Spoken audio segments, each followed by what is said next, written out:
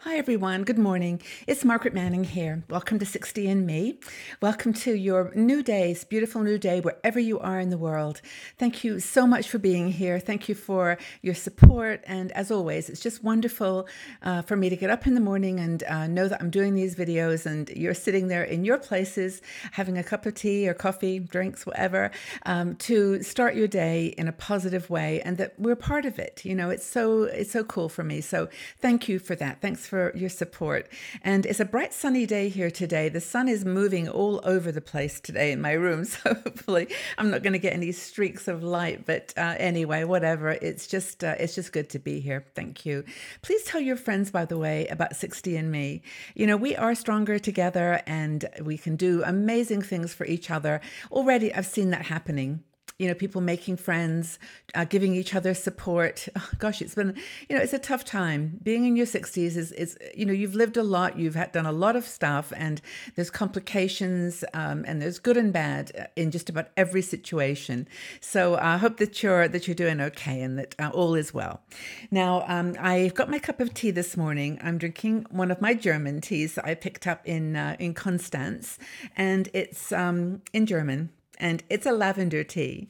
It's Beruhigens tea, and it's good for mood. Apparently, it's great to uplift you. It helps with depression, with making you feel good. It's a relaxing tea for evening, but it also helps with digestion. And of course, all these things are researchable online, so don't take my word for it. I just, like you, do the research and make decisions based on what I consult. But it's a good tea, and I actually made it this morning, and it turned out to be super dark, like a green tea. And I thought, oh my goodness, what am I drinking here? But the smell is wonderful. It's lavender. It's like the buds of a lavender plant.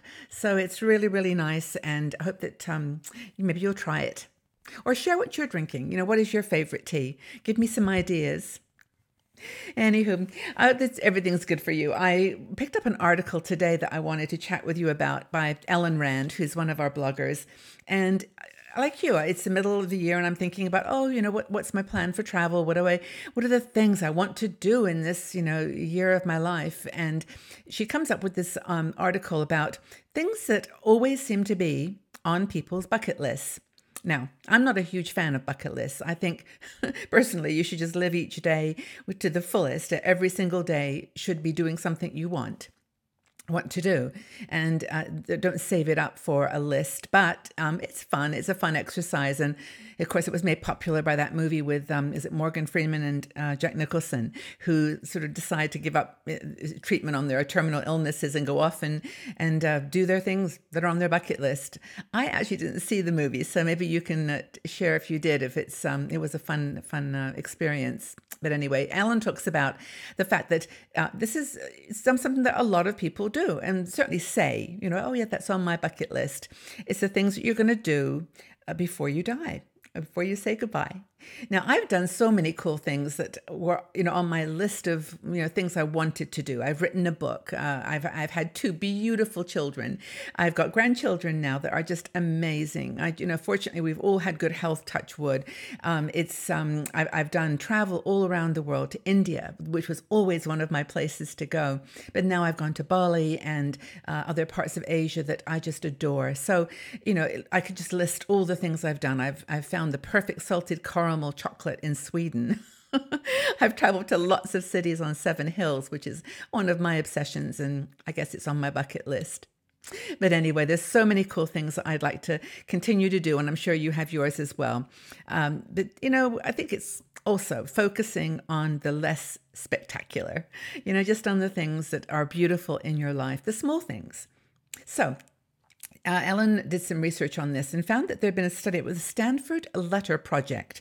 And she lists the things that people, the process that they went through in this study to understand what people really wanted on their bucket list, and also the ways to kind of prioritize. So the Stanford Letter Project, we do a link to it in the article so you can go check it out. But when they did this research, I don't remember how many people they talked to. It was thousands. It was a lot.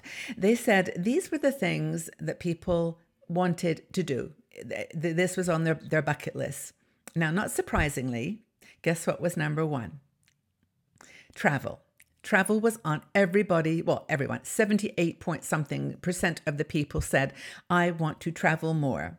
So don't wait till tomorrow. Do it today. Do something now. This is my thing about bucket list.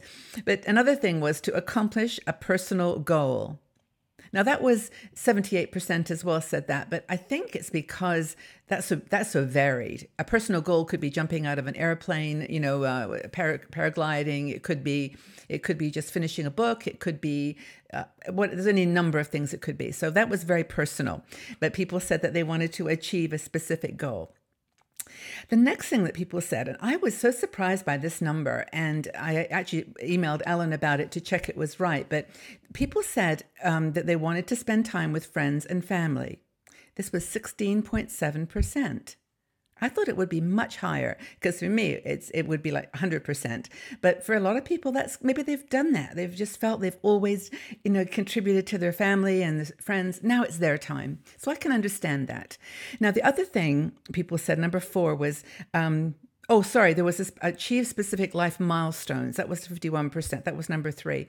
And that was really, obviously similar to personal goals. It was a milestone, like get to your 50th birthday or, be living in the place you like by the time you're something, a milestone. So that was number 3. Number 4 was spending quality time with friends, 16%, 16.7. And then there was achieve financial stability.